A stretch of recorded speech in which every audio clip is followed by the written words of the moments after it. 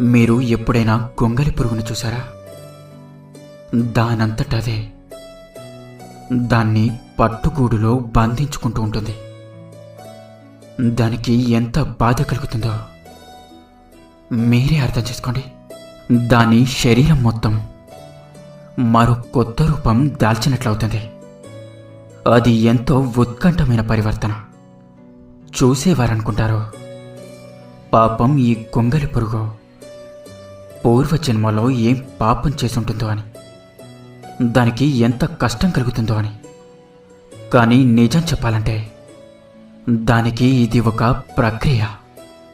రంగురంగుల అందమైన సీతాకొక చిలుకగా మారే ప్రక్రియ.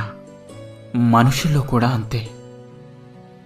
దేన్నైతే మనుషులు కష్టం అనుకుంటారో నిజానికి అది వారికి